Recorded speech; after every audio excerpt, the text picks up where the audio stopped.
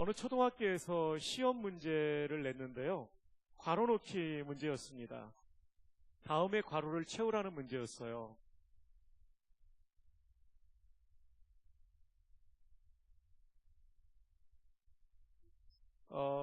힌트가 이렇게 주어졌어요. 무엇을 결정했는데 3일을 넘기지 못하는 것. 여러분, 여기 괄호에 뭐가 들어가야 될 것 같습니까? 여러분, 정말 총기가 대단하십니다. 작심삼일이 정답이거든요. 근데 어떤 초등학생이 이렇게 썼답니다. 작은 삼촌. 그래서 선생님이 너무나 궁금한 거예요. 왜 작은 삼촌이라고 썼냐고. 그래서 채점을 다한 다음에 그 학생을 불러서 물어보니까 선생님, 무엇인지 결심하면 3일을 넘기지 못하는 것. 우리 작은 삼촌이 그러거든요. 담배를 끊겠다고 맨날 다짐을 하는데 3일을 넘기지 못하고 다시 피우거든요. 작은 삼촌. 그래서 그렇게 썼다고 그러죠. 여러분, 이번 4인 4색 동안에 작심삼일이 아니라 주어지는 메시지에 우리의 인생의 전부를 걸고 하나님을 사랑하는 계기가 되기를 바랍니다. 종교개혁이 이제 내일 10월 31일 날 500주년이 되죠. 1517년, 2017년. 여러 종교개혁자들이 있습니다. 그 중에 하나 오늘 좀 나누고 싶은 사람은 하인리 블링거라는 사람입니다. 이 사람은 스위스의 종교개혁자였는데요. 칼빈은 제네바를 중심으로 했다면 이 사람은 취리를 중심으로 츠빙글리라는 종교개혁자가 종교개혁 활동을 했어요. 근데 이분이 제2차 카펠 전투에 나가서 전사합니다. 그분이 군목이었습니다. 저도 군목이었고 목사님도 군목이었는데 참전했다가 전사합니다. 그 후임이 하인리 블링거입니다. 블링거는 이런 유명한 말을 했어요. 라틴어로 좀 소개해드리면요. 프라이디카티오 베르비 데이 에스트 베르붐 데이. 프라이디카티오는 우리말로 하면 선포, 설교입니다. 베르비는 말씀이라는 단어의 소유격입니다. 말씀의. 누구의 말씀이냐면 데이, 데우스, 하나님이라는 말의 소유격이에요. 그래서 이어서 말하면 하나님의 말씀의 선포, 즉 설교는 에스트, 뭐뭐이다라는 비동사입니다. 베르움, 말씀의 주격입니다. 말씀, 누구의 말씀이냐면 하나님의 말씀. 연결해 보겠습니다. 하나님의 말씀의 선포, 즉 설교는 곧 하나님의 말씀이다. 한번 따라해 볼까요? 설교가 하나님의 말씀이다. 요즘은 설교를 인문학 강의 하나처럼 생각하는 분들이 많습니다. 잘못된 태도입니다. 데살로니가전서 2장 13절에 바울 사도께서 그런 얘기를 했습니다. 우리가 주께로부터 받은 말씀을 너희에게 전할 때 너희가 사람의 말로 받지 아니하고 하나님의 말씀으로 받으니 진실로 그러하도다. 이 말씀이 믿는 자 가운데서 역사하느니라. 데살로니가 교회가 바울이 3주밖에 사역을 하지 않았는데 믿음의 소문난 교회가 되었어요. 왜냐하면 바울의 설교를 들을 때 하나님의 말씀으로, 인간의 말이 아닌 하나님의 말씀으로 들었기 때문에 이 말씀이 믿는 자 속에서 역사하느니라. 사랑하는 여러분, 이 강단에서 담임 목사님께서 또 다른 주의 종들이 말씀을 선포할 때마다 인문학 강의나 도덕교인이 아니라 살아계신 하나님의 말씀으로 믿음으로 받을 때 그 말씀이 데살로니가 교회에서처럼 역사할 줄 믿습니다. 근데 설교자들이 잘해야죠. 자기 얘기가 아니라 바른 성경 말씀의 해석을 통해서 하나님의 뜻을 전달해야 되겠죠. 그런 면에서 여러분은 참 복된 분입니다. 이욱진 목사님은 성경 전체를 통찰하는 개혁신학적 안목을 가지고 말씀을 전하실 분이기 때문에 참 여러분 복됩니다. 여러분 옆에 있는 분에게 이렇게 한번 인사하면 어떨까요? 하나님께서 우리가 참 무슨 복이 있길래 이욱진 목사님을 보내셨을까? 시작.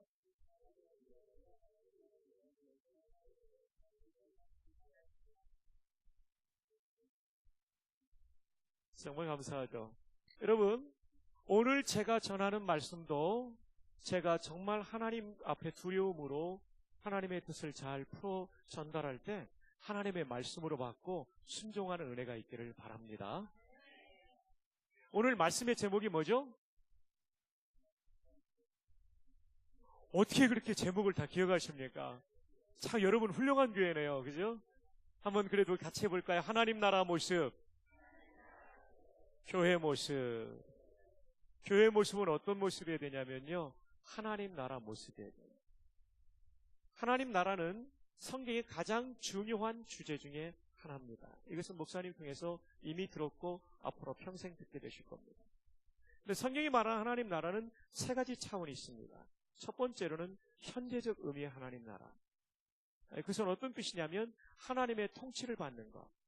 하나님께서 말씀하실 때 그 말씀에 순종하는 그 삶 속에 임하는 하나님의 임재와 은총.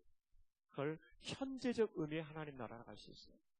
두 번째로는 죽어서 가는 하나님 나라가 분명히 있습니다.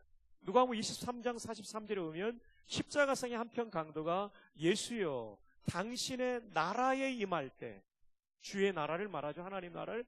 당신의 나라에 임할 때 나를 기억하소서. 그때 예수님께서 뭐라고 말씀하십니까? 네가 오늘 나와 함께 어디 갈 것이다? 낙원에 있을 것이다. 천국의 다른 표현이에요. 죽어서 가는 하나님 나라가 분명히 있습니다. 세 번째로는 요한계시록 21장에 나타나는 예수 그리스도의 재림과 함께 이루어질 역사의 마지막에 완성될 하나님 나라가 있습니다. 하늘로부터 내려오는 하나님 나라. 오늘은 현재적 의미의 하나님 나라에 대해서 본문이 말씀해 주고 있는 것입니다. 우리 하나님 나라 하면 1차적으로 이 현재적 의미의 하나님 나라는 우리의 영혼에 임합니다. 그러나 그 울타리가 영혼에 있지 않고 내 영혼에 하나님의 통치가 임하면서 내 영혼이 변화받고 내 인격이 변화받고 내 행동이 변화받고 언어가 변화받고 더 나아가서는요 내 가정이 변화받고 더 나아가서는요 세상이 바뀌는 것. 이것이 하나님 나라. 요한복음 18장 36절에 보면 예수님께서 그랬죠. 내 나라는 세상 나라와 같지 않다. 하나님 나라라고 할 때 대한민국, 중국, 일본, 미국 이런 차원이 아니에요. 영적으로 임하는데 그러나 그것은 영적인 상태에 머물러 있지 않고 삶의 전 분야에 영향을 미치죠. 마치 칼빈주의 3대 학자 하면 아브라함 카이퍼, 헤르만 바빙크, 벤자민 워필드를 듣는데 그 아브라함 카이퍼가 그런 얘기를 했어요.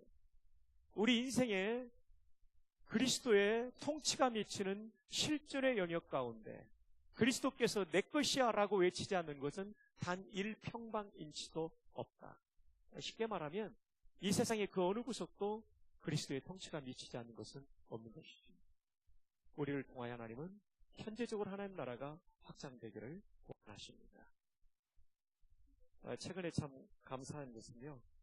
어제 저희 전도 집회했는데 교회 나온 지 1년 5개월 된 여자 성도가 간증했어요.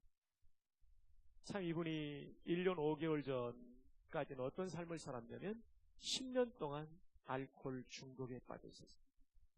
아침이 되면 오늘은 마시지 말아야지. 근데 오후가 되면 술 친구들을 불러놓고 술판을 벌이고 있는 자신을 봅니다. 너무너무나 힘들었어요. 이러다가 내가 죽겠다는 마음을 가진 거예요. 그리고 나서 이분이 남편과의 사이도 안 좋고 인생 전체가 붕괴되는 어려움을 갖고 있었는데 교회 나가야 되겠다는 마음을 가진 거예요.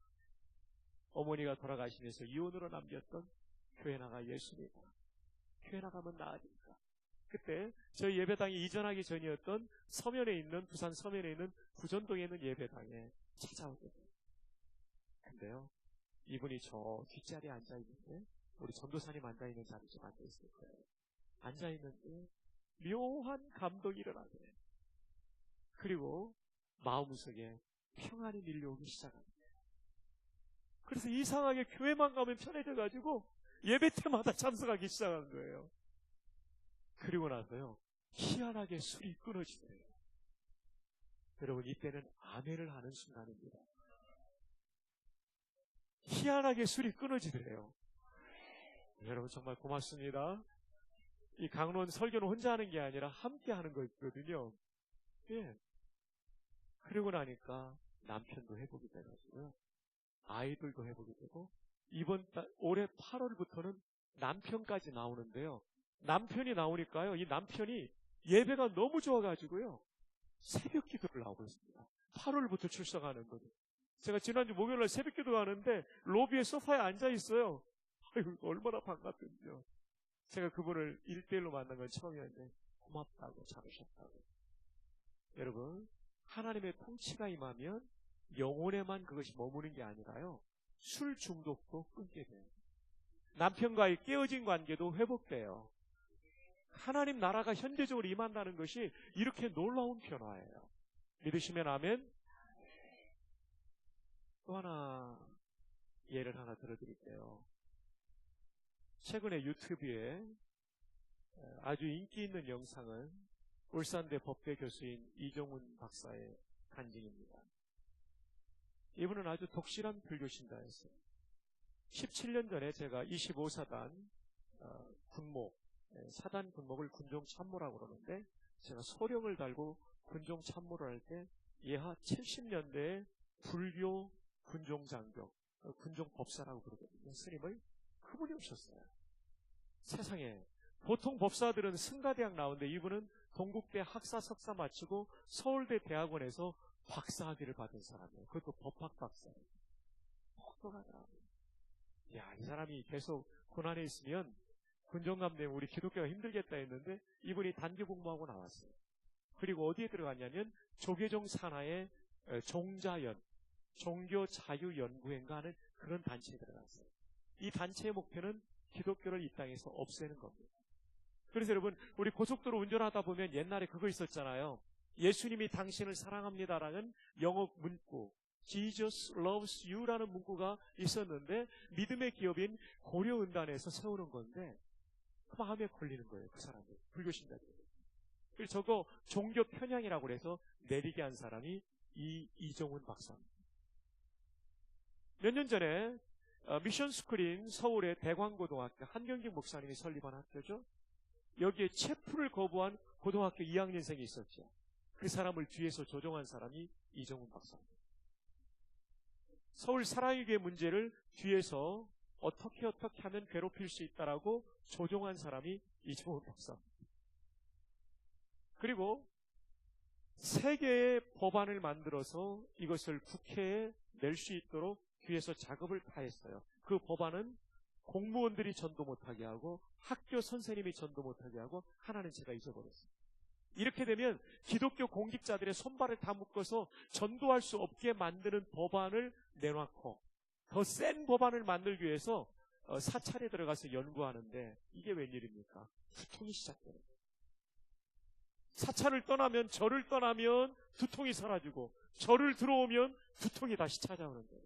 할 수 없이 집으로 돌아와가지고 쉬는데 이분은 그때 기독교를 핍박하던 불교도였는데요. 이분이 즐겨보던 텔레비전은 CTS 기독교 방송이었습니다. 왜냐하면 은혜 받으려고 본 것이 아니라 기독교의 허점을 발견하고 기독교를 공격하기 위해서. 이야. 그런데요, 이분이 CTS를 다 보는데 서울의 어느 목사님이 설교를 하는데요. 주여, 저는 죄인입니다. 저를 불쌍히 여겨주십시오. 이럴 때 하나님과 이 목사님을 조롱하는 말을 했어요. 뭐라고 했냐면요. 죄인 좋아하시네. 너나 잘하세요. 자기는 의롭다라고 생각했어요. 근데 이 말을 하는 순간요. 혀가 굳어져 버리더래요. 그리고 몸에 머리끝부터 발끝까지 전기같이 나가는 충격을 경험하게 됩니다. 그리고 몸이 앞으로 꼬꾸라지게 되었어요. 이 순간 내가 죄인이구나 깨달아지고 하나님이 살아계시구나. 자기가 죄인이라고 깨달아지는 것은 이렇게 하나님을 조롱할 때 하나님이 즉각적으로 반응하셨다는 것과 두 번째로는 기독교를 공격하기 위해서 조직신학책을 열심히 공부해서 전적 부패라는 말을 알았대요. 칼빈의 기독교 강의를 다 배웠대요. 다 혼자 독학했대요. 지금 조직신학 시험쳐도 B학점 이상 나올 거라고 그러더라고요. 저희 교회 와서 간증해요. 근데 이런 것들이 다 융합이 돼가지고 자신의 죄성을 고백합니다. 그리고 나서는요, 십자가만 바라보면 눈물이 나와가지고요, 서울에서 운전을 할 수 없더래요. 십자가가 너무 많아가지고.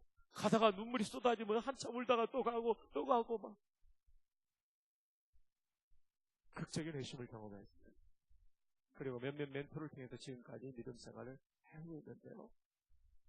이게 문제는 자기 부인이 불교도니까 전도하고 싶은 거예요. 예수님 만나니까 너무 좋아가지고.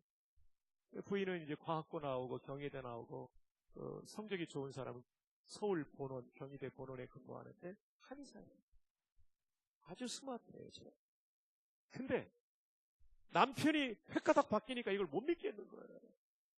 근데 남편이 보니까 너무 불쌍해가지고 교회 가자 그러니까 강요하지 말라고 그랬어요. 근데 이정훈 박사 서재에 기독교 강요 칼빈의 그 조서가 있는 거예요. 저기 보라고 기독교 강요하지 말라고 그랬는데 왜 나한테 강요하냐고. 여러분 이때 이 워드 플레이를 듣고 웃어야 되는데 안 웃으니까 제가 상당히 긴장이 많이 됩니다. 자, 그런데 어떻게 교회를 나가게 됐냐면 이 부인은요, 예수님을 어떻게 믿게 됐냐면 당신 교회 나가면 내가 평생 설거지 해줄게요. 여성들에게 설거지를 해준다는 소식은 얼마나 이 소식입니까? 감동받고 나가가지고요, 예수님 믿게 됐어요. 그래서 제가 저희에 와서 예배 드릴 때 제가 이렇게 물어봤어요. 지금도 설거지 합니까? 그랬더니 지금도 하고 있다고 그랬더니 개종한 지 지금 10년 차입니다. 10년 차. 그리고 4주 전에 저희 교회 등록해가지고 이제 경주에 있는 교회 다니다가 울산하고 경주가 가깝거든요. 다니다가 해운대로 이사 오는 바람에 저희 교회 등록했어요. 여러분 얼마나 놀랍습니까? 옛날에 군종 참모가 심호하는 교회, 옛날에 군종 법사가 와서 성도가 되었습니다. 하나님 나라가 임하니까요, 이분의 삶이 다 바뀌었어요. 이분이 가장 중요한 변화를 이렇게 말하더라고요. 불교에 몸을 담고 있을 때는 수행도 많이 하고 경전도 많이 읽었는데 마음속에 늘 허무했대요. 근데 예수를 믿고 나니까요, 기쁨이 살아나더래요. 그분이 그런 얘기를 했어요. 말틴 루터가 말한 존재론적 우울감이 나한테 있었다. 존재 자체가 우울하다는 거죠. 근데 하나님 만나니까요, 이게 사라지더래요. 길을 걷는데 나뭇가지가 팔랑팔랑 하는 게 자기를 손짓해 주는 것처럼 기쁘더래요. 할렐루야. 여러분, 하나님 나라가 현지에 임하면 내 삶 전체를 바꾸는 거예요. 그래서 지금 이분은요, 예수님을 변호하는 사람으로 바뀌었어요. 물론 이제 그분의 가르침에 있어서 약간 좀 극우적인 성향이 좀 있는 것은 있지만, 그러나 그분의 회심을 일으키신 하나님, 오늘도 살아계신 하나님이십니다. 자, 하나님 나라는, 현재적인 의미에서의 하나님 나라는 우리 마음에 임하지만 여기서 끝나지 않아요. 이 하나님 나라가 제대로 임하는 곳에 내 인격의 변화를 경험하게 되고, 가족 간의 관계의 변화가 일어나고, 교우들 관계의 변화가 일어나고, 세상을 바꾸는 변화가 일어나는 줄 믿습니다. 우리 모두의 삶에 현재적 하나님 나라의 강력한 임재가 있기를 주님의 이름으로 축복합니다. 자, 그렇다면 그 하나님 나라가 어떤 것인지 오늘 성경은 뭐라고 말하고 있을까요? 로마서 14장 17절의 말씀 한번 우리 띄워주시기 바랍니다. 성경을 보고 하셔도 괜찮고요. 자, 로마서 14장 17절 함께 읽어볼까요? 시작. 예, 거기까지요. 하나님의 나라는 먹는 것과 마시는 것이 아니에요. 그 다음에 성령 안에 있는 의와 평강과 희락. 하나님의 나라는 성령 안에 있는 의와 평강과 희락이라고 정의할 수 있거든요. 근데 이 정의가 나오기 전에 뭐라고 먼저 나오냐면, 하나님 나라는 먹는 것과 마시는 것이 아니에요. 왜 이 전제를 먼저 말했을까요? 하나님 나라에 대한 설명을 하면서 바울 사도는 왜 하나님 나라는 먹는 것과 마시는 것이 아니라는 것을 먼저 말했을까요? 그 이유는 로마 교회 안에 먹는 것 때문에 갈등이 일어났기 때문입니다. 어떤 문제냐면, 시장에서 파는 고기를 사다 먹다 보면 이 고기가 전부 우상 앞에 바쳐졌던 고기였어요, 대부분이. 그러니까 시장에서 고기를 사다 먹다 보면 우상에게 바쳐진 고기를 먹으니까 우상 숭배에 참여한다는 꺼림칙한 느낌을 가진 사람이 있었고요.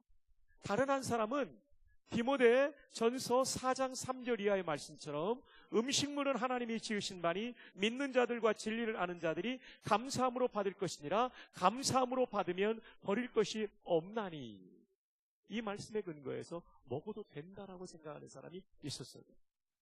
한쪽 사람은 먹으면 안 된다, 우상숭배에 참여다. 한쪽 사람은 믿음으로 감사함으로 받으면 버릴 것이 없다. 그래서 이 두 그룹이 아주 첨예하게 대립하며 갈등하는 모습이 이 로마 교회에 있었기 때문에 바울 사도가 하나님 나라는 먹는 것 가지고 싸우는 나라가 아닙니다. 우리 교회가 하나님의 나라의 현재를 보여주는 모습이라면 그런 모습을 가져서는 안 된다라고 말해주고 있는 거죠. 교회는요, 하나님을 왕으로 모신 사람이 가장 많이 모이는 공동체이기 때문에 교회의 올바른 모습은 하나님 나라의 모습을 가지고 있으면 올바른 교회가 될 줄로 믿습니다. 자, 그러면 이런 갈등 상황에서 바울은 어떻게 이 문제를 해결하고 있나요? 여러분, 지금 먹느냐 마느냐 가지고 갈등하고 있는, 이것이 교회적인 큰 갈등의 원인이 된 상황에서 바울은 지금 무엇을 가지고 해결하고 있냐면 하나님의 나라라는 주제를 가지고 이 갈등을 풀어가고 있습니다. 성경에 나오는 굉장히 중요한 본질적인 주제를 가지고 풀어가고 있는 것입니다. 이게 바울에게 있어서 중요해요. 바울은요, 언저리 문제 가지고 이 교회적인 문제를 풀지 않고 중심 문제를 가지고, 핵심 문제를 가지고, 본질을 가지고 다루죠. 우리가 종교개혁 500주년인데 종교개혁자들이 쓰는 용어 중에 이 용어가 있습니다.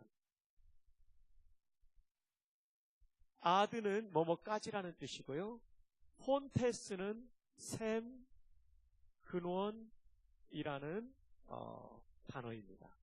그래서 뭐뭐까지와 샘, 근원. 그래서 아드 폰테스는 어떤 뜻이냐면 근원으로 돌아가자. 한번 따라해 볼까요? 근원으로 돌아가자. 아드 폰테스. 예, 또 이 근원과 비슷한 용어로 본질로 돌아가자. 따라합시다. 본질로 돌아가자. 네, 이 종교개혁자들이 인문주의자들의 영향을 받아서 이렇게 주장했어요. 인문주의자는 에라스무스 같은 사람인데 그들이 말한 본질은 그리스 고전과 철학이에요. 종교개혁자들이 말한 본질은 성경과 교부들의 신학이에요. 교부들은 누구냐면 나중에 후대 교부도 있지만 초기 교부들은 12제자의 제자들이었기 때문에, 직계 제자였기 때문에 예수님의 사상을 가장 잘 이해하는 사람들이었죠. 그래서 그들의 이름이 교부, 교회의 아버지, 초기 교회를 세운 사람들. 그래서 중세의 교회가 변질됐거든요. 본질에서 변질되었기 때문에 본질로 돌아가죠. 그건 뭐냐면 성경과 교부들의 신학이었어요. 자, 우리가 종교개혁 500주년을 맞으면서 지금 바울 사도가 이 로마 교회의 문제를 다루는데 뭐를 가지고 다루고 있냐면요, 하나님 나라를 가지고 다루고 있습니다. 왜냐하면 이것이 본질이기 때문에 그래요. 자, 그러면 하나님 나라는 어떤 나라인가 우리 한번 보도록 합시다.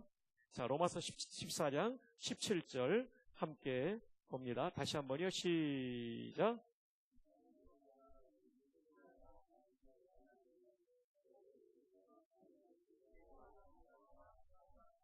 예, 첫 번째로는 의가 나옵니다. 의.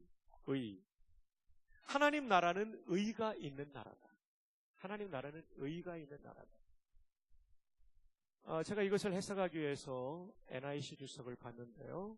우리 목사님께서 공부하신 웨스트민스터 신학교의 오래전에 교수셨죠. 존 모레이 조직신학 교수님이셨죠. 존 모레이 박사님이 로마서 주석을 썼어요. 근데 이 의를 뭐로 해석하냐면요, 법정적 의가 아니라 관계적 의라고 말합니다. 법정적 의는 우리가 칭의, 믿음으로써 칭의를 얻는다는 차원이 아니라 하나님과 올바른 관계를 유지하고 있는 것, 하나님과 올바른 관계를 유지하고 있는 상태를 의라고 이 부분을 해석해 주고 계십니다. 여러분, 하나님과 우리가 올바른 관계를 맺는다는 건 뭡니까? 하나님 나라니까 하나님을 왕으로 모시고 나는 그분의 백성으로 살아갈 때 그 관계가 의롭다 할 수 있습니다. 그리고 왕은 또 주인이기도 하시니까 하나님을 주인으로 모시고 나는 그분의 종으로 사는 상태가 의로운 상태.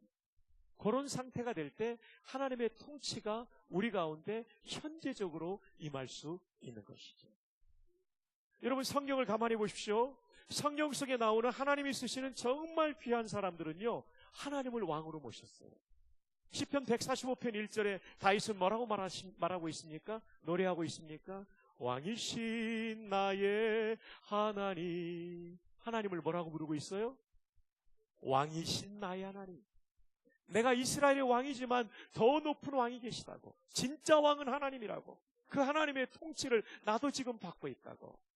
왕이신 나의 하나님, 내가 주를 높이고. 하나님을 뭐라고 불러요? 주를 높이고. 주라고. 하나님이 주인이면 나는 뭐예요? 종인 것이죠. 종인 것이죠. 영원히 주의 이름을 송축하리이다. 여러분, 송축은요, 무릎을 꿇다라는 단어예요. 그러니까 찬송을 하는데 무릎을 꿇고 하는 찬송. 이것은 어떤 찬송입니까? 하나님만을 만왕의 왕으로 높이는 절대적인 찬송. 할랄이라는 찬송도 있죠. 할렐루야 할 때 할랄 찬양하다 해서 루, 너희들은, 야, 여호와, 너희들은 하나님을 찬양하라는 히브리 말이에요. 근데 이 단어보다 더 좋은 단어 뭐냐면 바라크예요. 이제 무릎을 꿇어 찬양하다. 내 전 존재를 굴복시키고 찬양하다. 이것을 우리말로는 송축이라고 번역했죠. 여러분, 생각해 보세요. 이스라엘의 가장 위대한 왕이 뭐라고 말하냐면, 왕이신 나의 하나님이여, 내가 주를 높이고 영원히 주의 이름을 무릎 꿇어 찬송하리이다. 이게 바로 그 의예요. 하나님 나라는 의와 평강과 희락을 할 때 우리가 이 하나님 나라를 현재적으로 경험한다는 것은 그분을 절대적인 왕으로 모시고 내가 백성이 되어 사는 것이고, 그분을 절대적인 주권자로 모시고 내가 종이 되어 산다는 것입니다. 놀라운 것은 이 다윗의 아들 솔로몬이 정말 하나님을 잘 섬길 때는 바로 이 태도로 섬겼던 것입니다. 열왕기상 8장 22절에 솔로몬 성전을 다 완성합니다. 봉헌 예배를 드립니다. 23절에 솔로몬 왕이 봉헌 기도를 드려요. 그 기도의 내용을 여러분에게 소개합니다. 이스라엘의 하나님 여호와여, 위로 하늘과 아래로 땅에 주와 같은 신이 없나이다. 한번 따라해 보세요. 주께서는 온 마음으로 주의 앞에서 행하는 종들에게 언약을 지키시고 은혜를 베푸시나이다. 하나님께서 어떤 사람들에게 언약을 베푸시고 언약을 지키시고 은혜를 베푸십니까? 주의 앞에서 온 마음으로 행하는 주의 종들에게. 그리고 이어지는 기도가 뭔지 압니까? 주의 종 내 아버지 다윗에게 허락하신 일을 이루어 성전을 지었습니다. 주의 종 내 아버지 다윗 3번 나옵니다. 그 위대한 왕을 대왕이라고 부르지 않고 선왕이라고 부르지 않고 주의 종 내 아버지 다윗. 이어지는 기도는 자기를 가리키는 솔로몬 왕의 기도를 보십시오. 이 종이 여기서 비는 기도를 들으시옵소서. 서너 번이 나옵니다. 하나님이 정말 귀하게 쓰셨던 사람들, 그들은 하나님의 현재적 통치를 받는, 하나님 나라를 경험하는 그 사람들, 하나님을 왕으로 모시고 살았던 사람들인 것이죠. 요즘 젊은이들은 하나님을 왕으로 모시게 된다, 하나님을 주인으로 모시게 된다, 컴퓨터와 SNS에 빠져 사는 사람이 너무나 많아요. 그래서 요즘은 주기도문뿐만 아니라 컴퓨터를 위한 기도문도 나왔다고 해요. 메모리에 있는 우리 프로그램 암호를 거룩하게 하옵시며 운영체계에 임하옵시며 명령이 모니터에서 이루어진 것 같이 프린터에서도 이루어집니다. 오늘날 우리에게 일용할 데이터를 주옵시고 우리를 다운에 들게 하지 마옵시고 다만 정전에서 구하옵소서. 대개 컴퓨터의 CPU와 하드와 USB께 영원히 있사옵나이다. 엔터. 컴퓨터는요, 우리가 집어넣는 대로 나옵니다. 그래서 컴퓨터 용어 중에 그거 있잖아요. 기고라고요. good in, good out. 좋은 거 집어넣으면 좋은 거 나와요. garbage in, garbage out. 쓰레기 집어넣으면 쓰레기 나와요. 컴퓨터는 주권자가 아니라 우리가 사용하는 대상이죠. 하나님만이 주권자입니다. 하나님만이 주권자예요. 다윗은 역대상 29장에 엄청난 성전 건축 원금을 드린 다음에 이런 놀라운 고백을 기도로 드립니다. 역대상 29장 11, 12절에 주 여호와여, 주 여호와여, 권능과 영광과 승리와 위엄이 다 주께 속하였사오니 천지에 있는 것이 다 주의 것이로서 여호와여, 주권도 주께 속하였사오니 주는 높으사 만물의 머리이심이니이다. 부와 귀가 주께로 말미암고 또 주는 만물의 주제가 되사 손에 권세와 능력이 있사오니 모든 사람을 크게 하심과 강하게 하심이 주의 손에 있나이다. 하나님만이 절대 주권자이십니다. 하나님만이 우리 인생의 주인이시고 우리 집의 주인이시고 우리 교회의 주인이신 줄로 믿습니다. 믿으시면 아멘. 근데 우리의 삶은 어떻습니까? 진짜 그분이 주인입니까? 아니면 내가 주인입니까? 여러분, 이렇게 기준을 삼아보면 좋아요. 고대의 종들은 네 가지가 없었어요. 첫 번째, 자기 뜻이 없었어요. 아무리 하고 싶어도 주인이 하지 말라면 안 하는 거예요. 아무리 하기 싫어도 주인이 하라면 하는 거예요. 좋은 종은 그래요. 좋은 성도도 그래요. 여러분이 아무리 하고 싶어도 주님이 성경 말씀에 또 목사님을 통하여 주시는 말씀에 아니라고 하면 안 할 때 좋은 종이 되는 거예요. 아무리 하기 싫어도 하나님이 하라고 하면 하는 게 좋은 성도, 좋은 종, 좋은 하나님 나라의 백성이 되는 거예요. 네. 두 번째, 고대의 좋은 종은 아무리 자기 호주머니에 돈이 있어도 자기 뜻대로 안 써요. 주인이 쓰라는 뜻이에요. 세 번째, 내 자녀, 정말 눈에 넣어도 아프지 않은 내 자녀, 내 뜻대로 그 아이를 키우거나 그의 진로를 열지 않고 주인의 뜻대로 열어요. 좋은 성도는 내 자녀를 내 뜻대로 키우지 않고 그분의 뜻대로 키워요. 마지막으로 좋은 종은 생명까지도 주인이 원하면 바치는 거죠. 주기철 목사님, 손양훈 목사님, 박관준 장로님을 좋아하는 이유가 뭡니까? 존경하는 이유가 뭡니까? 그들은 생명까지도 주인의 뜻을 받는 거예요. 사랑하는 성도 여러분, 우리의 뜻도, 우리의 돈도, 우리의 자녀도, 우리의 목숨도 그분의 뜻에 따라 사용할 수 있는 우리 모두가 되기를 바랍니다. 그게 좋은 종이고 하나님 나라의 의를 경험하는, 하나님을 왕으로 모시고 주인으로 모시고 올바른 관계를 유지하고 있는 하나님 나라의 의를 경험하는 성도가 되는 것입니다. 자, 우리 한번 따라합시다. 종이 됩시다. 네, 이 정도 가지고는 여러분 기억이 안 남을 거예요. 남자들은 저를 따라합시다. 종놈이 됩시다. 따라 좀 하세요. 종놈이 됩시다. 좀 세게 하세요. 종놈이 됩시다. 여성들 따라하세요. 종연이 됩시다. 저는 차마 못하지만 여러분은 문장을 완성해야 돼요. 시작.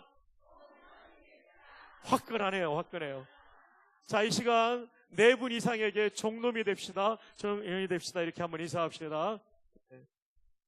여러분 다 하세요. 저만 아니라 네 분 이상에게 손뼉 부딪히면서 하이파이브 하면서 종연이, 예, 종놈이 되겠습니다. 종연이 되십시오. 예, 하이파이브 하면서요. 예, 종연이 되십시오. 네, 종연이 되십시오. 종놈이 됩시다. 하나님 나라, 현재적 의미의 하나님 나라를 왜 우리가 경험하지 못하는가? 그것은 내가 주인 거예요. 내가 왕이 된 거예요. 내 맘대로 사는 거예요. 이 세상의 문화는 하나님 나라 문화와 달라요. 이 세상은 네가 왕이다. 천상천하 유아독전. 이 불교 아닙니까? 그죠? 너 하나밖에 없다. 너 유일하다. 우리는 그게 아닙니다. 우리는 너무나 존귀한 하나님의 자녀지만 동시에 그분의 통치를 받아야 될 백성이요 종이라는 것을 한순간도 잊지 말기를 주님의 이름으로 축복합니다. 그럴 때 하나님 나라를 순종하지 않고 하나님 나라를 경험할 수가 없는 것이죠. 자, 이제 두 번째 함께 읽어봅시다. 14장 17절 시작.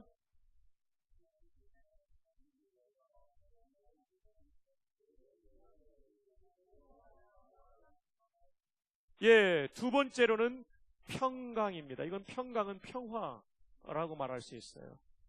관계적인 의미입니다. 평강. 자, 이 평강을 설명하기 위해서는 로마서 14장 19절, 우리가 지금 17, 18절을 읽었는데 그 다음 절 19절을 읽어보면 좋겠어요. 함께 읽어볼까요? 시작.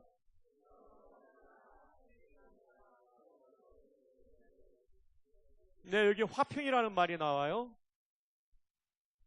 예, 평강, 화평 같은 개념이죠. 화평의 일과 그 다음에 서로 뭐를 세운다고요?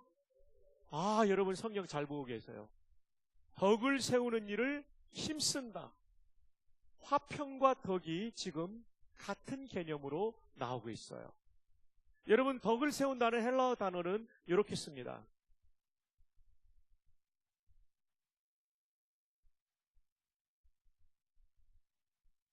예, 발음표 써드릴게요. 오미크론, 이오타, 카파, 오미크론, 델타, 오미크론, 미, 에타, 시그마입니다. 오이코도메스. 한번 해봅시다. 오이코도메스. 이 단어의 뜻은 뭐냐면 건축하다는 겁니다. 건축하다. 건축하다. 덕을 세운다는 말이 뭐냐면 건축하다예요.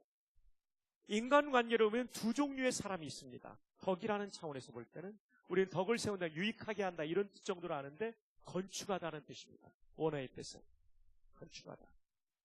인간관계를 보면 어떤 사람은 건설적인 관계를 맺어가는 사람이 있고요. 어떤 사람은 반대로 파괴적인 관계를 맺는 사람이 있어요. 그 사람만 만나면 내 인격이 막 세워지는 걸 느껴요. 낙심했던 내 마음이 막 일어서는 걸 느껴요. 그죠? 그 사람 만나면 진짜 막 침체됐던 내 영혼이 막 일어나는 걸 느껴요. 이 건설적인 사람이에요. 덕을 세우는 사람이에요. 오이코도메스의 사람이에요.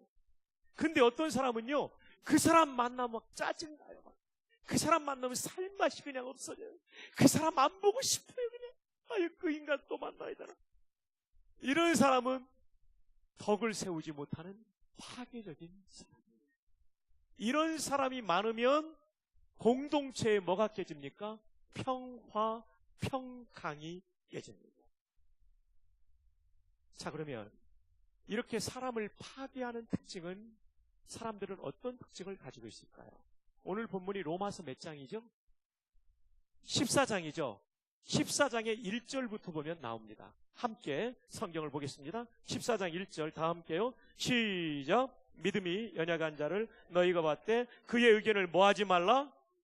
비판하지 말라. 이 비판에 밑줄 치시고 2절 제가 있습니다. 어떤 사람은 모든 것을 먹을 만한 믿음이 있고 믿음이 연약한 자는 채소만 먹느니라. 먹는 자는 먹지 않는 자를 뭐하지 말고 이 없인 여기는 것도 비판과 비슷해요. 밑줄 치고 먹지 않는 자는 먹는 자를 뭐하지 말라? 비판하지 말라. 이는 하나님이 그를 받으셨음이라.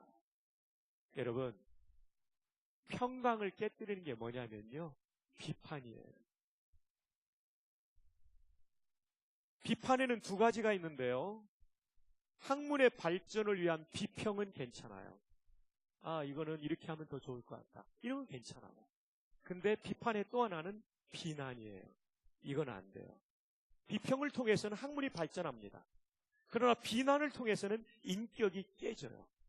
다시 말하면 오이코도메스가 깨지는 거예요. 건축이 아니라 파괴가 일어나는 거예요. 누군가를 비난할 때 그것은 하나님 나라를 깨뜨리는 것입니다. 누군가의 인격을 모독할 때 그건 하나님 나라를 깨뜨리는 것입니다. 누군가를 무책임하게 공격할 때 그건 하나님 나라를 깨뜨립니다. 정말 우리 교회 모습이 하나님 나라의 모습을 가지고 이 교회 속에 하나님의 통치가 임하고 그 통치를 받는 사람들은요, 비난하지 않습니다. 오히려 덕을 세우죠. 유익하게 하고 무너진 사람을 일으켜 주는 사람이 많은 교회가 하나님 나라의 모습을 갖춘 교회죠. 1618년부터 1648년까지 유럽은 30년 전쟁으로 피로 물들었습니다. 전쟁이 30년이 갔으니 얼마나 많은 사람이 죽었겠습니까? 이때 유명한 1600년대 독일의 신학자가 있었어요. 루퍼투스 멜데니우스라는 신학자가 이런 얘기를 했습니다. 본질적인 것에는 일치를, 비본질적인 것에는 자유를, 모든 것에는 사랑을. 아주 유명한 얘기죠. 한번 따라해 볼까요? 본질적인 것에는 일치를, 비본질적인 것에는 자유를, 모든 것에는 사랑을. 예. In essentials, unity. In non-essentials, liberty. In all things, charity. 이게 자비로도 번역되지만 사랑으로도 번역되죠. TTT, 운율을 맞췄어요. In essentials, 본질적인 것들에는 일치를. In non-essentials, liberty. 비본질적인 것에는 자유를. In all things, charity. 모든 것에는 사랑을. 지금 음식 가지고 싸우는 것은 본질입니까? 비본질입니까? 비본질이에요. 맞아요. 이거 가지고 싸울 필요가 없다는 거죠. 우상에 바친 고기를 먹어도 되고 안 먹어도 되는데 이거 가지고 싸울 필요가 없다는 거죠. 그보다 더 중요한 것은 평강을 누리는 거다. 교회가. 바울 사도가 지금 이 얘기를 하고 있는 거죠. 미국의 어느 교회가 예배당 잘 짓고 분열됐습니다. 왜냐하면 예배당 다 짓고 강단의 카펫을 어떤 사람은 빨간색으로 깔고 어떤 사람은 파란색으로 깔죠. 그럼 카펫 색깔이 본질입니까? 비본질입니까? 비본질이죠. 참 안타까운 얘기가 아닐 수 없는 것이죠. 우리 신학에서 조직신학 시간에 배웠던 이 용어가 있습니다. 한번 따라해 볼까요? 아디아포라. 헬라어로 쓰면 이렇게 됩니다. 아디아포라. 한번 해볼까요? 아디아포라. 아디아포라는 뭐냐면 그 직접적인 뜻은 구별할 수 없는 이라는 뜻입니다. Not differentiable. 구별할 수 없는. 뭐로 구별할 수 없냐면 진리냐 아니냐 이 구별할 수 없는 거예요. 더 쉽게 말하면 이것은 진리의 문제가 아니라 비본질의 문제를 말하는 겁니다. 아디아포라는 이렇게 풀이하면 더 쉬울 거예요. 해도 되고 안 해도 되는 거. 한번 해봅시다. 아디아포라. 해도 되고 안 해도 되는 거. 예, 이것이 지금 아디아포라예요. 이 아디아포라를 가장 잘 보여주는 데가 고린도전서 8장 8절이에요. 요건 우리 한번 찾아봅시다. 함께 고린도전서 8장 8절 찾아주십시오.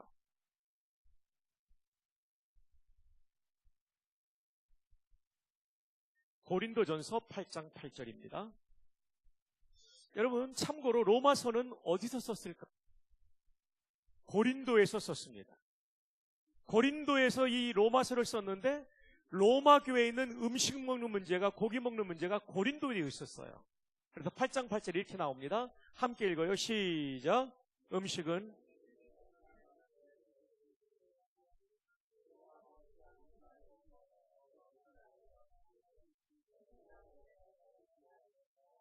잘 보십시오. 먹지 않는다고 해서 더 못 사는 것도 아니고 먹는다고 해서 더 잘 사는 것도 아니다. 이게 아디아포라입니다. 해도 되고 안 해도 되는 거예요. 비본질적인 것 가지고 싸우지 말라라고 지금 바울이 말하고 있는 거예요. 여러분, 여러분의 자녀가 머리를 노랗게 물들이고 왔어요. 그거 가지고 너무 싸우지 마세요. 젊을 때 한번 머리 노랗게 물들일 수 있습니다. 흰 머리를 검은 물 들이는 거나 검은 머리를 노란 물 들이는 거나 색깔의 차이일 뿐이라는 걸 여러분 기억해 주세요. 대전에 가면 제가 존경하는 형님이 있어요. 굉장히 큰 교회죠. 아드님이 어느 날 노랗게 머리물을 들어온 거예요. 보수적인 우리 교단이 얼마나 보수적인 교단입니까? 목사님이 가슴이 덜컹하더래요. 그때가 벌써 한 15, 16년 전이니까 옛날 아닙니까? 덜컹하는데 이걸 야단치면 얘가 상처받을 것 같으니까 아들의 어깨에 손을 얹고 그랬대요. 아들아, 머리는 노랗게 물들이더라도 가슴은 예수로 물들기를 바란다.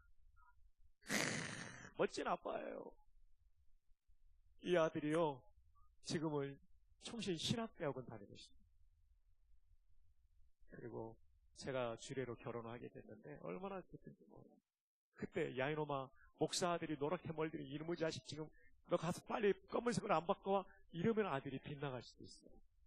한참 돌아서 올 수도 있는데 이 아들이 너무 멋지게 자랐어요. 한번 따라해 봅시다. 아들아, 딸아, 머리는 노랗게 물들이더라도 가슴은 예수로 물들이기를 바란다. 이런 뭐랄까요? 이 in non-essential liberty, 비본질적인 것에서 자유를 주는, 모든 것에 사랑을 주는 게 필요하죠. 여러분, 제가 한번 저희 교회에서 말씀을 전할 때, 여러분 제가 만약에 머리를 길어서 뒤로 꽁지머리를 하고 영어로 포니테일을 하고 꽁지머리를 딱 하고 나타난다면 어떡하시겠습니까? 그러니까 다들 굉장히 긴장하더라고요. 저희 교회도 역사가 85년 됐거든요. 이제 좀 있으면 86년 되는데 얼마나 보수적인 교회예요. 긴장을 하더라고요. 그래서 걱정하지 마십시오. 일단 저는 안 어울릴 것 같아서 지금 안 하는데, 근데 제가 얼마 전에 오니까 정필도 목사님과 그 영성의 대가인 리차드 포스터 목사님 만나는데 포스터 목사님이 꽁지머리를 했더라고요. 은퇴하면 제가 꽁지머리 할지 모릅니다. 이렇게 한번 얘기를 했어요. 그러면서 이건 비본질입니다. 비본질. 결혼하고 제가 정말 힘들었던 것은요, 먹는 거였어요. 제 아내의 집안은요, 고기보다도 채소를 좋아하는 집안이에요. 저희 집은 고기를 못하면 튀김에 대해서 먹는 집안이에요. 부침개에 대해서 먹는 집안인데 맨날 풀만 주니까 제가 얼마나 힘들었는지 몰라요.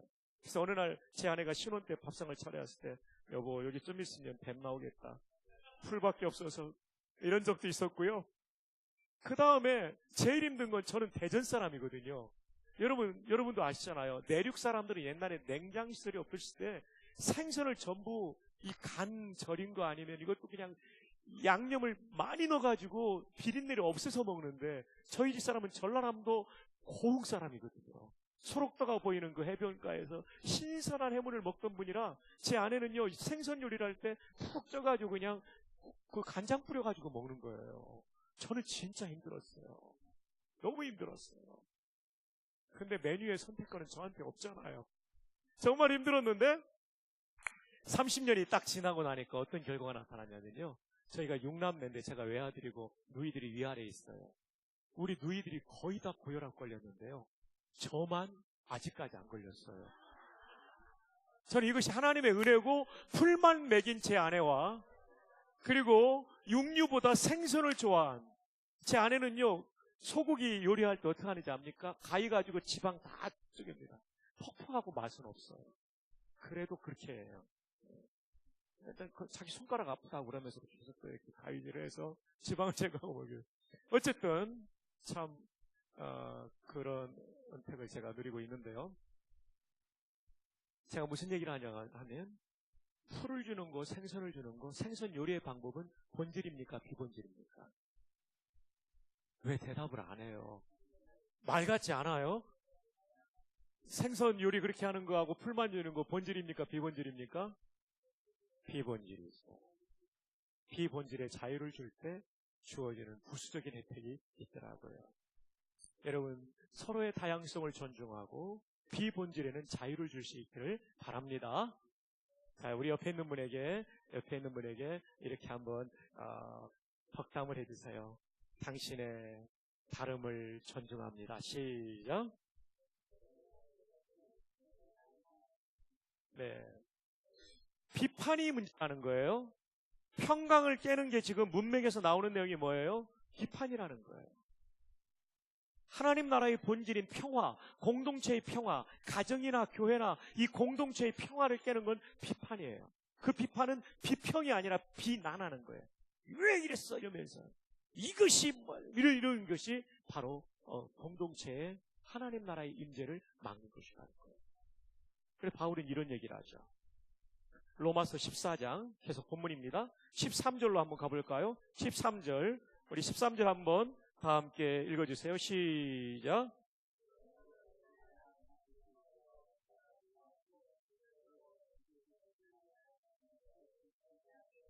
비판하지 마라. 그래야 평강이 유지된다. 그리고 다른 사람을 파괴시키지 않는다.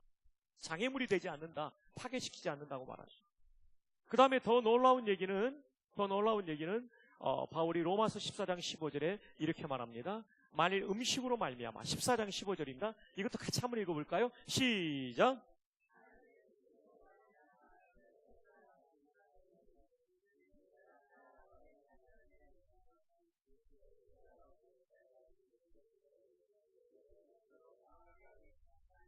지금 음식 먹는 문제 가지고 비판한다면 그를 위해서 예수님이 대신 죽으셨는데 그렇게 엄청난 대가를 치르신 예수님의 수고가 이렇게 파괴되는 것이다.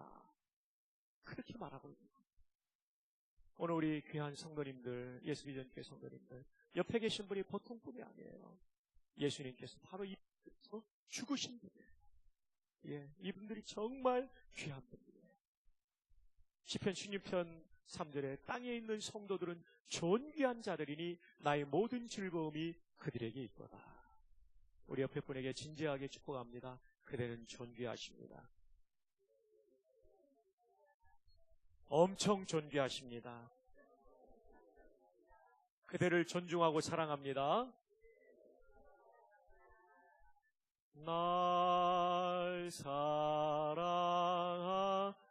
두 손을 가슴에 모으고 나도 존귀해요. 옆에 분도 존귀하지만 날 사랑하시 성경에 써있네. 성경에 써 우리 존귀하죠. 이제 옆에 분에게 널 사랑하심 널 사랑하시모 너 사랑하시 널 사랑하심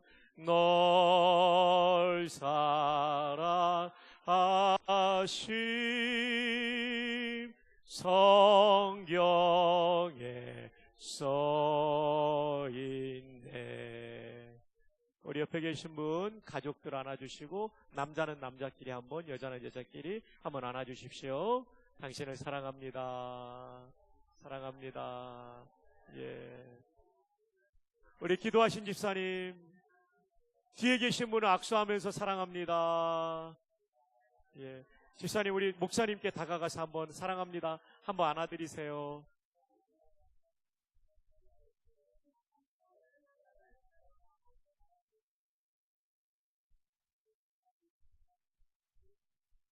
자, 이제 하나님의 나라는 의와 평강과 희락이라고 했는데 이제 마지막 세 번째로 넘어갑니다.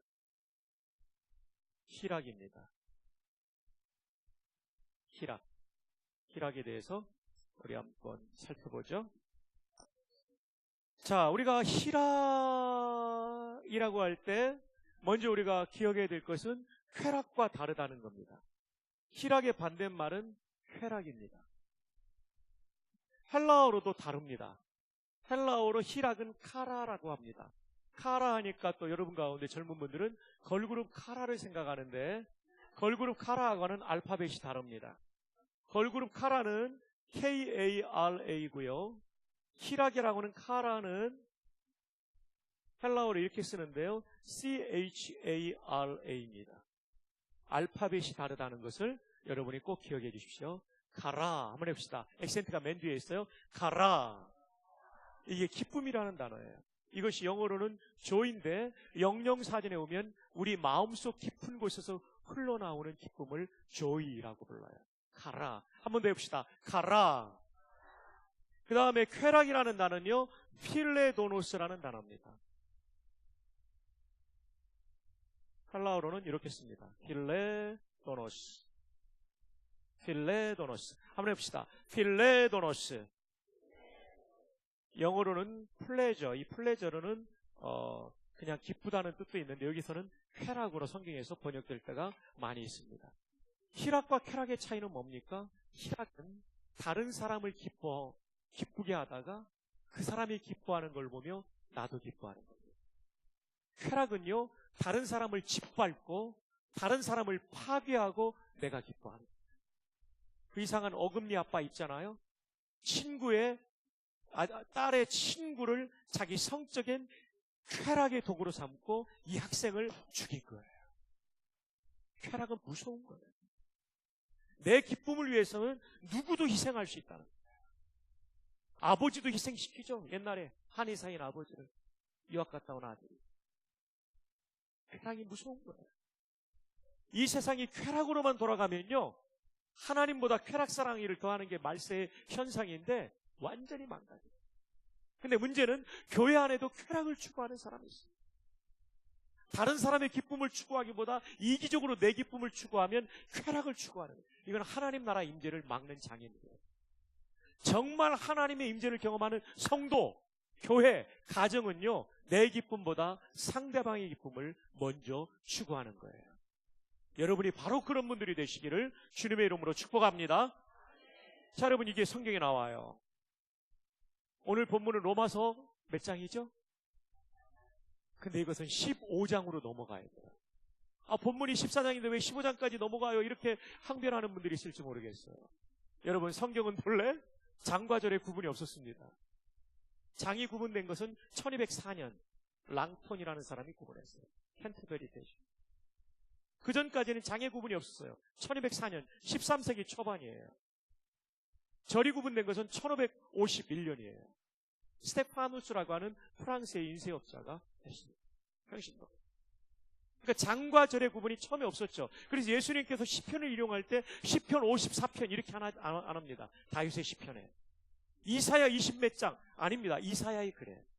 근데 우리는 지금 얼마나 편합니까? 성경에 장과 절이 다 돼 있어요. 우와, 너무 기쁘죠, 여러분들. 로마서 14장 17절 오늘 찾기가 얼마나 좋아요, 그죠? 놀라셨군요. 미안합니다. 종이도 얼마나 좋아요, 그죠?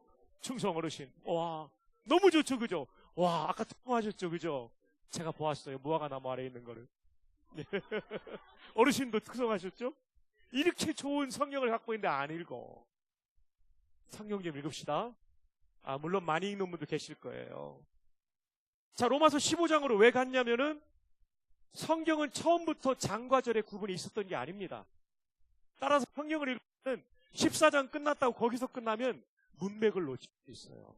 중요한 교훈을 놓칠 수 있어서 여러분들은 꼭 전후 문맥을 보셔야 돼요. 아멘? 네, 이게 굉장히 중요합니다. 14장으로 끝나면 안 됩니다. 지금 우리가 하나님 나라는 의와 평강과 희락이라고 했는데 희락이 14장에만 나오는 게 아니죠, 그죠? 15장에 나오는 거예요. 자, 그래서 로마서 15장으로 가보자는 얘기죠. 자, 우리 한번 가죠. 성경, 우리 예수비전교회 성경을 많이 갖고 오시네요. 스마트폰으로 보는 사람이 거의 없네요. 우리 학생 몇 학년이에요? 5학년인데 성경 갖고 왔어요. 와, 너무 예쁘다. 우리 아들이 좀만 더 어리면 어떻게 해볼 텐데. 우리 아들이 지금 대학 3학년이라 너무나 나이 차가 많이 나네요. 자, 15장 1절 함께 읽어요. 시작.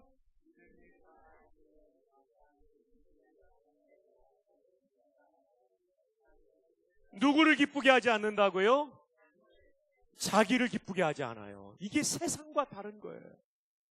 하나님 나라의 모습을 가장 많이 보여주는 교회는요, 자기 기쁨을 추구하는 데가 아니에요. 그럼 누구 기쁨을 추구합니까? 시작. 우리 각 사람이 이웃을 기쁘게 하되 선을 이루고 덕을 세우도록 할지니라. 이웃을 기쁘게 하는 거예요. 거기 하나님 나라의 현재성을 경험하게 되는 거예요. 생각해 보세요. 여러분이 서로의 기쁨을 추구할 때 안 믿는 사람들이 와가지고 천국이 바로 여기구나 이렇게 느끼는 거죠. 물론 완전하진 않죠. 예고편을 보는 것 뿐이에요. 완성될 하나님 나라의 예고편 얼마나 기쁘겠어요. 그죠? 너무 기쁜 거죠. 자기를 기쁘게 하지 않고 이웃을 기쁘게. 그러면서 가정생활하고 그러면서 직장생활하면 전주시의 사람들이 이야, 예수비전교회 사람들은 진짜 예수쟁이들이야. 예수비전교회 성도들은 진짜 예수님을 믿는 사람들이야 라고 말하지 않겠습니까? 나를 기쁘게 하지 말고 이웃을 기쁘게 합시다. 가장 가까운 배우자, 부모님, 자녀 기쁘게 합시다. 사위, 며느리 기쁘게 합시다. 예. 그리고 교회 와서 자기 주장하지 말고요. 목사님 기쁘게 해드리고 또 목사님 여러분 기쁘게 해드릴 거예요. 저는 이 목사님의 인격을 아니까. 그리고 여러분은 서로를 기쁘게 하고 그러면요 교회 오는 게 너무 신나는 거예요. 우와 너무 좋은 거예요. 우와. 그죠? 아멘 좀 하소 와. 얼마나 좋겠어요. 얼마나 좋겠어요. 근데 여기 이제 중요한 얘기가 나옵니다. 2절. 우리 각 사람이 이웃을 기쁘게 하되 뭐를 이루고 뭐를 세운다고요? 이게 중요합니다. 선을 이루고 덕을 세우고.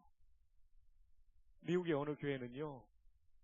독립기념일 연휴가 되니까요. 주일 성수도 안 하고요.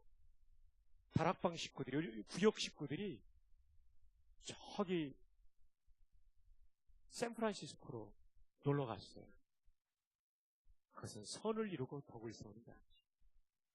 또 어떤 목자는요, 그 다락방 순장은요, 믿음이 좀 없는 사람이어가지고 그 다락방 모임 끝에 맥주 파티를 했어요. 선을 이루고 덕을 세운다. 이웃을 기쁘게 하되 성경적으로 기쁘게 해야 됩니다. 하나님의 기준에서 기쁘게 하는 우리가 되기를 바랍니다. 진리에 있어서는 분명해야 돼요. 여러분이 그 부분을 꼭 기억하시면 좋겠어요.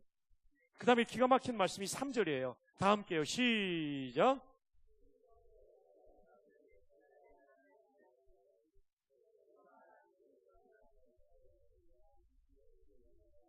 예수님이 그러셨다는 거예요. 예수님이 자기 기쁨을 추구했다면 십자가를 지시겠습니까? 구원받아야 될 저와 여러분의 얼굴들을 생각하며 그 십자가의 길, 고난의 길, 비아 돌로로사의 길을 채찍을 맞으며 넘어지며 또 쓰러지며 다시 일어나며 그 길을 걸으시고 마침내 십자가에서 운명하시기까지 자기를 기쁘게 하자 하셨어요. 먼저는 하나님을 기쁘시게, 그 다음에 우리를 기쁘게 하기 위하여 십자가를 지셨어요. 그러므로 예수님의 제자된 우리는 자기의 기쁨을 추구하는 게 아닙니다.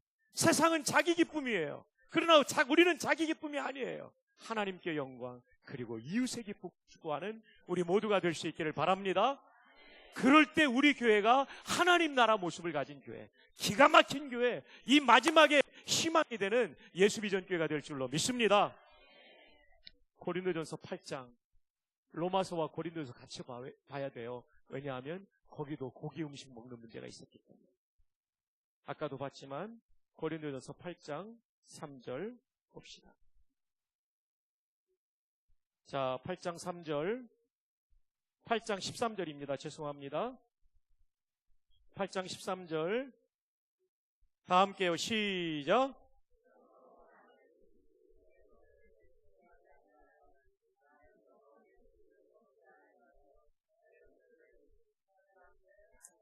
아멘.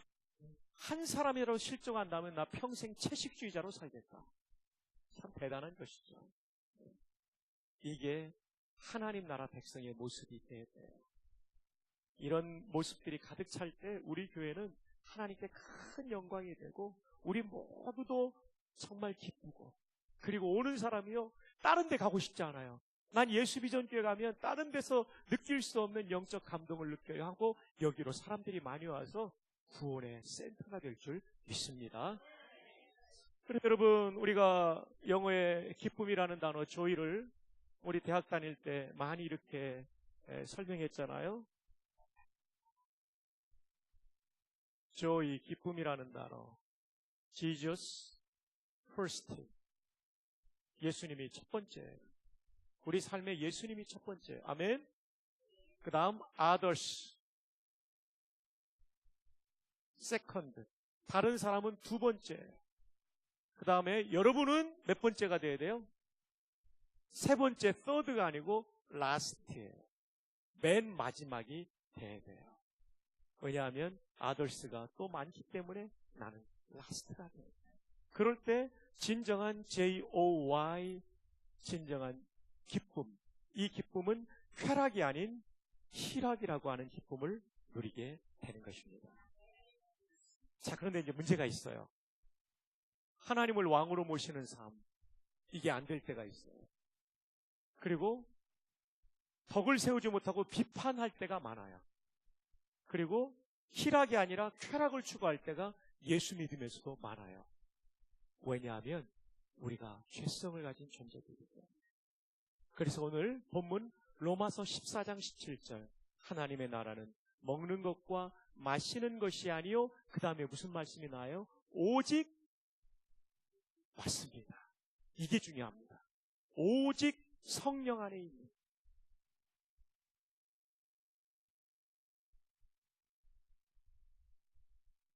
이게 중요합니다. 로마서 8장의 주제가 이거예요. 우리는 죄성을 가진 존재, 헬라말로 사르크스예요. 죄성을 가진 존재이기 때문에 성령을 따라 살면 생명을 누리지만 성령을 따라 살지 않으면 죽음을 경험한다라고 말하고 있어요. 로마서 8장의 주제예요. 로마서 8장이 얼마나 중요한 성경입니까? 그 키워드가 성령님께 순종하는 삶. 여러분, 우리는 죄성을 가지고 있기 때문에 내가 왕이 되려고 합니다. 하나님과 올바른 관계 잘 못 누려요. 평강 잘 못 누려요. 깨요. 희락 잘 못 누려요. 깨요. 근데 이것을 누릴 수 있는 비결은 오직 성령 안에 있는 의, 성령 안에 있는 평강, 성령 안에 있는 희락이 될 때만 가능한 것입니다. 성령님은 진리의 영이십니다. 여러분, 정말 이 강단에서 이국진 목사님처럼 깊이 있는 성경을 해석할 수 있는 분이 한국교회에 사실 많지 않아요. 제가 오늘 이 목사님을 너무 이렇게 띄우는 것 같은데 그게 아니고요. 사실이에요, 사실. 이렇게 균형 있고 이렇게 깊이 있는 학자 수준의 담임 목사를 만난다는 건 여러분 진정한 복입니다. 이쪽 사람 아멘 안 한 사람 4명 있어요. 여러분에게 복이 정말 복이에요. 그래서 예배 때마다 하나님 오늘도 나에게 말씀해 주십시오. 베드로가 말씀 전할 때 성령이 고넬료의 집에 임했잖아요. 그런 역사가 여러분에게 예배 때마다 일어나길 바라고요. 두 번째, 내가 성경 읽어야 돼. 큐티해야 돼. 훈련 받아야 돼. 조금 전에 말했던 알코올 중독 10년에서 빠져나온 사람이요, 제 설교만으로 된 게 아니라 디스크 환자라 5분도 앉아있을 수 없었는데 성경 쓰기 시작했어요. 우리 교회 집사님이 안내해줘서 5분이 10분이 되고 10분이 30분이 되고 지금은 서너 시간 앉아서 쓰도록 목 디스크, 허리 디스크가 나와버렸어요. 말씀 가운데요. 그리고 이 말씀이 들어오니까 알코올을 이길 수 있는 힘이 생기는 거예요. 진리의 영이신 성령님, 말씀 가운데 우리 가운데 임하십니다. 진짜 솔라스크립트가요. 두 번째, 깊은 기도 가운데 성령님께서 나를 만져주세요. 저도 분노가 있을 때가 있구나. 저도 미움이 있을 때가 있구나. 목사가 어디 가서 풀겠어요? 기도하다가 제 마음 만져주세요. 그리고 이렇게 해라. 이런 깨달음을 주세요. 기도 가운데 성령께서 저를 인도하시더라고요.